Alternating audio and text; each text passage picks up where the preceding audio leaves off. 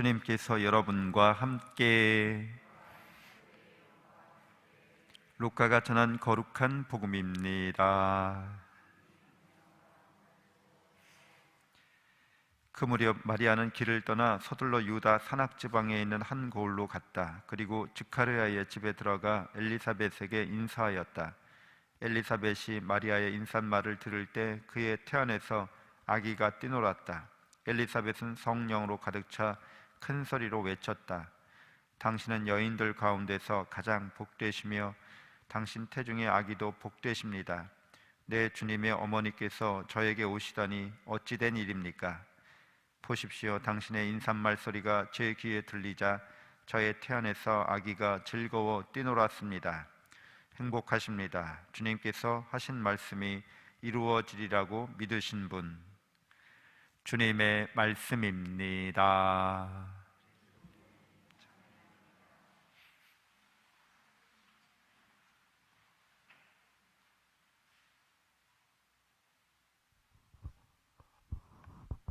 네, 찬미 예수님, 하느님의 복동이 사랑합니다. 사랑합니다. 네. 오늘 이제 대림 4주일이어서 초가 다 대림초가 켜졌습니다. 이제 곧 주님 성탄이 가까이 왔는데요. 오늘 제 1독서에서 미카서는 우리에게 베들레헴에서 구세주가 나시리라고 그렇게 전해주고 있어요. 베들레헴은 잘 알다시피 다윗의 고향이죠. 그래서 다윗과 같은 메시아가 이제 곧 오리라고 예언하고 있는 거예요. 근데 그는 평화가 되리라, 이렇게 오늘 제1독서에서 매짐을 하고 있습니다. 우리가 잘 알다시피 이스라엘 사람들 인사, 평화를 바라는 인사, 그것은 샬롬이라고 하죠. 이 샬롬이라는 단어의 뜻을 이렇게 살펴보면 하느님께서 혼돈과 무질서를 없애시다, 이런 뜻을 갖고 있어요. 우리가 한자로 평화를 쓸 때는 평평할 평자를 쓰는데 어떤 말이나 소리가 잘 전달된다는 거죠. 이렇게 고르게 잘 전달되는 상태고, 화는 우리가 화목할 화자 쓰죠. 근데 거기에 벽 화자에다가 입구자를 써요. 그러니까 음식을 서로 나누어 먹는 걸 말하죠. 골고루 잘. 그렇게 이제 사람들이 평화롭다, 이렇게 의미로 쓰여지는 거예요. 근데 성경에서 말하는, 이스라엘 사람들이 말하는 평화는 하느님께서 혼돈과 무질서를 없애시고 조화와 질서를 이루시는 하느님, 이렇게 우리가 의미를 알아들을 수 있습니다. 하느님께서 혼돈과 무질서를 없애는 하느님이다, 이런 표현은, 이런 성경적인 의미들은 창세기 1장 1절에도 나타나요. 하느님의 영께서 물 위에서 이렇게 감돌고 계셨다, 이렇게 나오는데요. 그 물이라고 하는 그 성경에서 말하는 상징적인 의미는 혼돈과 무질서를 뜻합니다. 옛날에 그 문명이나 문화가 큰 강줄기를 끼고서 이게 문명이 시작됐죠. 근데 그 큰 강줄기는 항상 홍수를 일으켜서 뭐 이렇게 땅을 구획 정리했던 것들을 홍수가 일어나면 다 싹 쓸어버리니까, 이게 물이라는 게 생명의 원천이기도 하지만 물이 많아지면, 홍수가 나면 무질서와 혼돈으로 이끄는 거죠. 뭐 불에 탄 집에서는 건질 거라도 있지만 물 난리 난 데는 건질 것도 없다, 뭐 이런 말이 있는 것처럼 하느님께서 물 위에 계시고 물을 통제하고 있다는 그런 표현들이 성경에 많이 나오고, 그게 우리에게 질서 있게 만든다, 조화롭게 만든다, 이런 의미에서 평화라는 의미가 그렇게 쓰여지게 된 거예요. 혼란과 무질서, 혼돈과 무질서는 어떻게 오는가? 결국에는 인간이 목적에서 어긋났기 때문이라고 성경은 우리에게 전해주죠. 성경에서 또한 말하는 죄라는 그 단어는 우리 인간이 목적에서 어긋난 상태를 이제 죄라고 말하고 있어요. 그러니까 인간이 하느님을 닮은 인간이기 때문에, 그렇죠? 창세기 1장 26절에 뭐라고 되어 있죠? 하느님께서 우리와 비슷하게 우리 모습대로 사람을 만들자. 그러니까 인간의 정체성이라는 거예요. 인간은 누군가? 인간은 어떤 존재인가? 인간은 하느님을 닮은 존재. 그러니까 여기서 닮았다고 하는 것은 보통 닮은 게 아니라 거의 비슷하다, 이런 의미를 갖고 있거든요. 여러분은 실감되지 않죠? 우리가 어떻게 하느님을 닮았어, 이렇게. 근데 하느님의 능력이 인간에게 영적인 능력이 부여됐다는 걸 의미해요. 그래서 여러분은 하느님처럼 하느님이 온 우주를 창조하셨는데 우리 인간도 자신의 마음을 창조하는 존재인 거죠. 각자 우리의 마음은 우리가 창조하는 거거든요. 우리 인생 드라마는 내가 주인공이고 내가 감독이거든요. 자기 인생, 자기 마음을 창조하는 능력이 인간에게 있다고 누구나 그렇게 인정하는 거죠. 그것은 신적인 능력을 말해요. 그래서 이렇게 하느님을 닮은 인간이 이제 닮아가는 거, 그게 인간의 목적인 거죠. 하느님을 닮았으니까 하느님을 닮아가는 게 자연스럽게 인간의 목적이 되는데, 그 목적에서 이탈될 때 성경은 죄 이렇게 얘기하고요.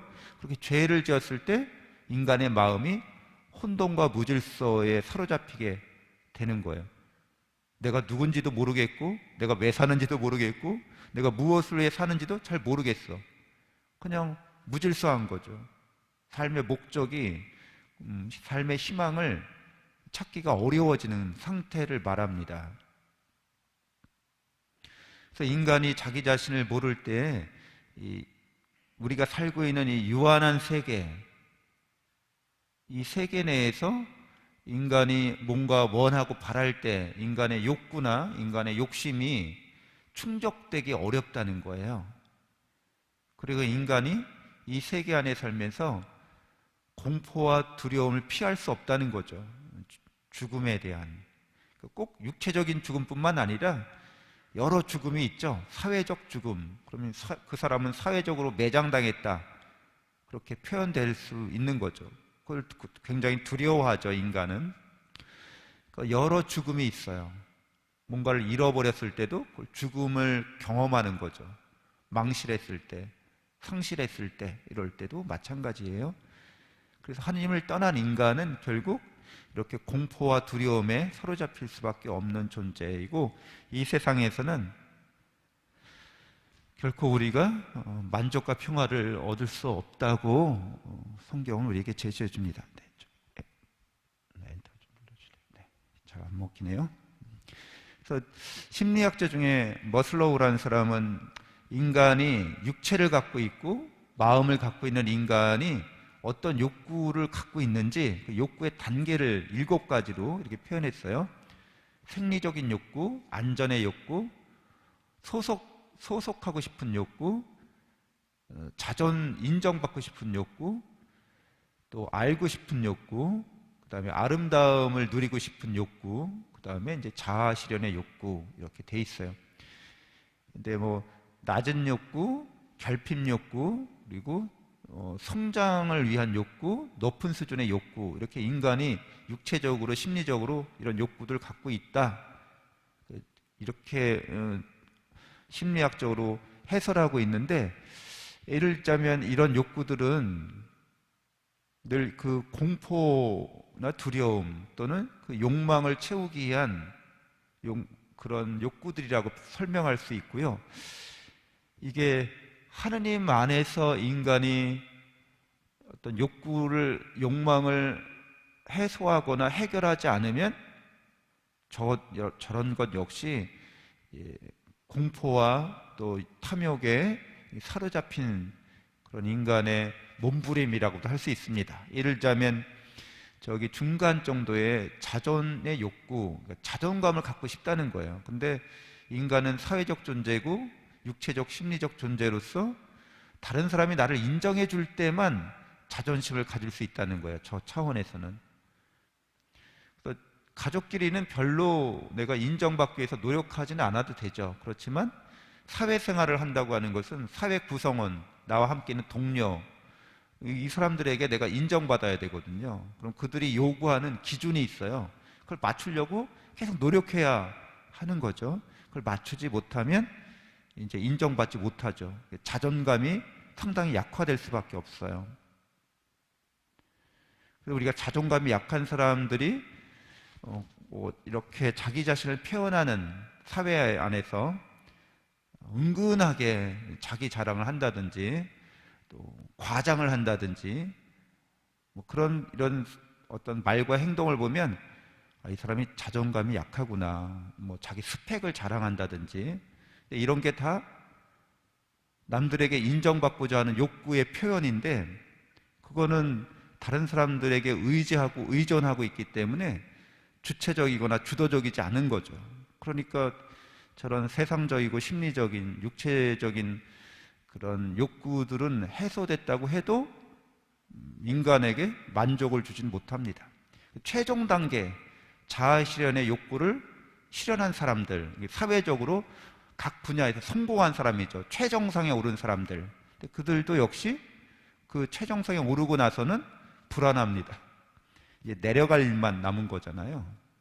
이제 더 젊고 더 능력 있고 더 인기 있고 이런 사람들이 치고 올라오는 것을 바라보다가 퇴장을 해야 합니다.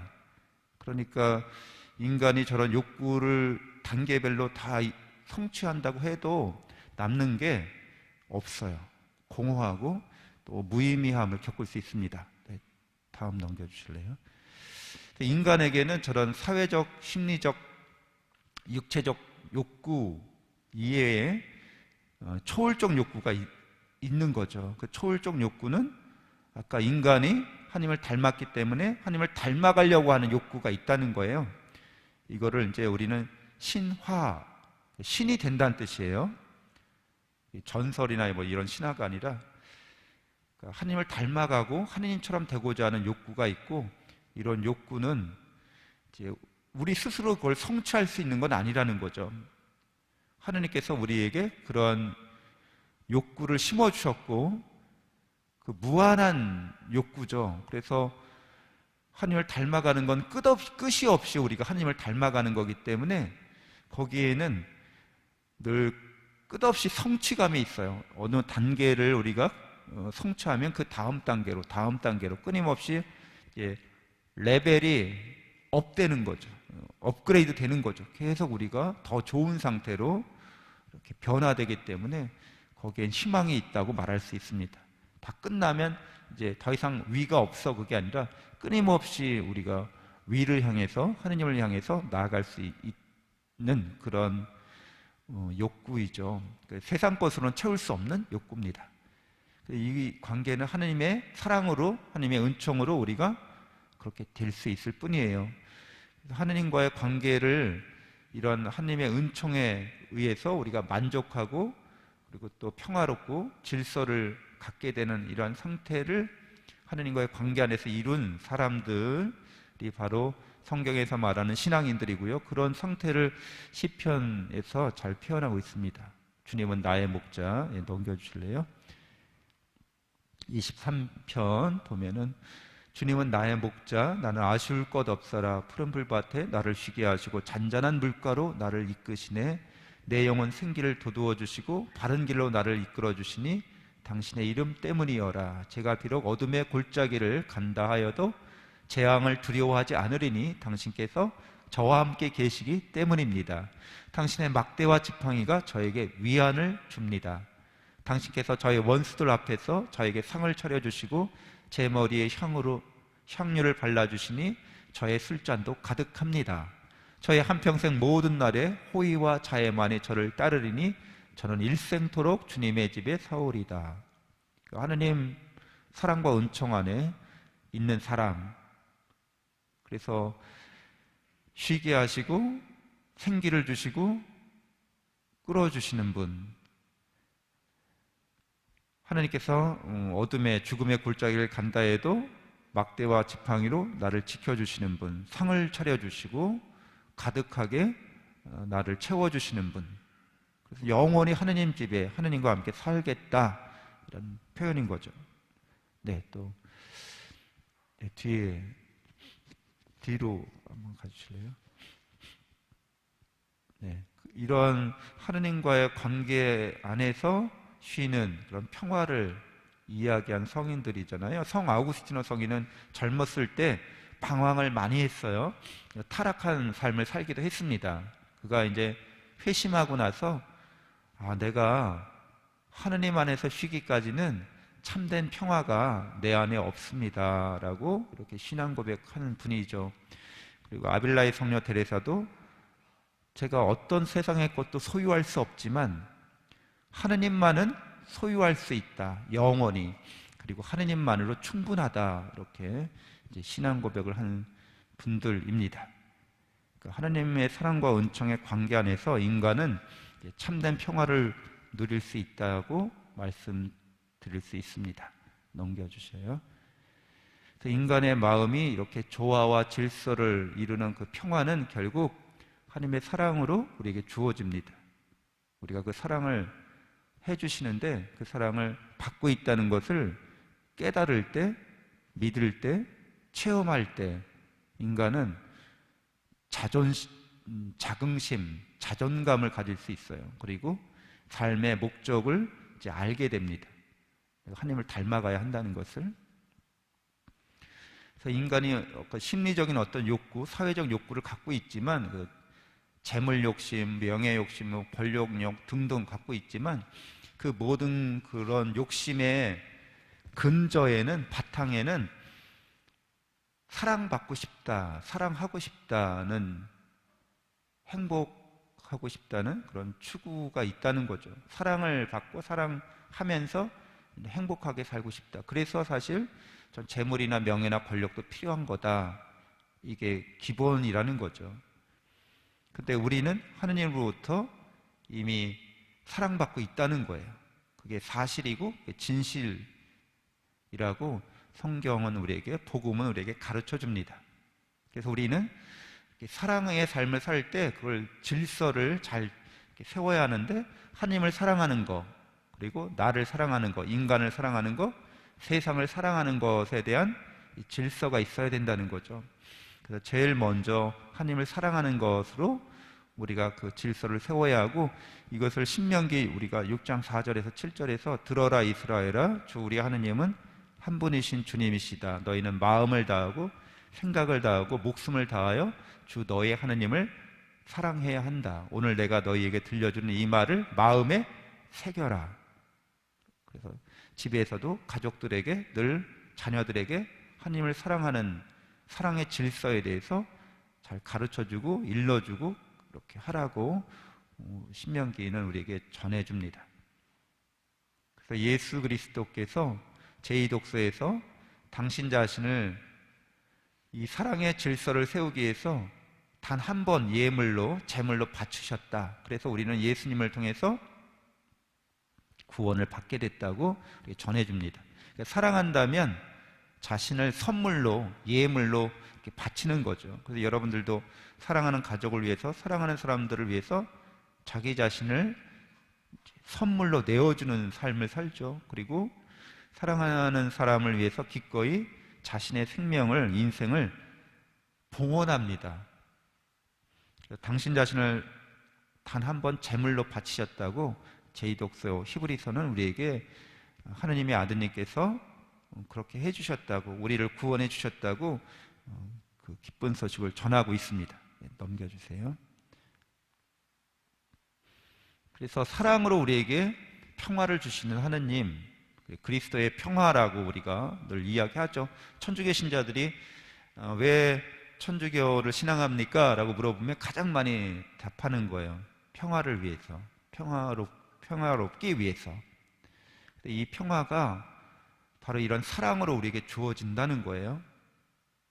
그래서 우리는 하나님의 사랑을 깨닫고 또 확신하고 또 체험하는 사람으로서 정말 행복한 사람, 또 평화의 사람이 되어야 합니다. 그러니까 세상적으로 내 뜻대로 돼서, 내 욕심대로 돼서 이 사회적으로 내가 행복하다, 평화롭다, 그런 차원이 아니라 영원한 사랑 안에서 영원한 행복을 누리고 부활의 생명이 우리에게 있기 때문에 우리는 평화롭다, 이렇게 말할 수 있다는 거죠. 그래서 예수님이 죽으시고 부활하신 다음에 제자들에게 나타나서 평화가 너희와 함께라고 말씀하시는 그 평화를 우리는 간직하면서 살 수 있어야겠습니다. 코로나 시기에 주님 성탄의 의미를 묵상하면서 우리를 위해서 사람이 되시고 함께 고난을 겪으시는 하느님, 우리가 여러 힘들고 어려운 상황을 지나고 있는데 하느님 어디 계십니까? 라고 우리가 묻는다면 하느님은 고통당하는 사람들과 함께 고통당하시는 하느님으로서 당신 자신을 드러내셨습니다. 십자가에 달리신 하느님의 아드님이 바로 그러한 사실을 우리에게 잘 드러내고 계시는 거죠. 늘 그 하느님의 사랑을 기도 중에 또 미사 중에 거듭 체험하면서 그 사랑을 가족과 이웃에게 실천하는 우리 그리스도인들이 되어야 하겠습니다. 또 특별히 이 세상에서 욕망과 두려움에 사로잡혀서 혼돈과 무질서를 경험하는 사람들에게 평화의 인사를 전하고 또 복음의 진리를 전하도록 그렇게 노력해야겠습니다. 잠시 묵상하겠습니다.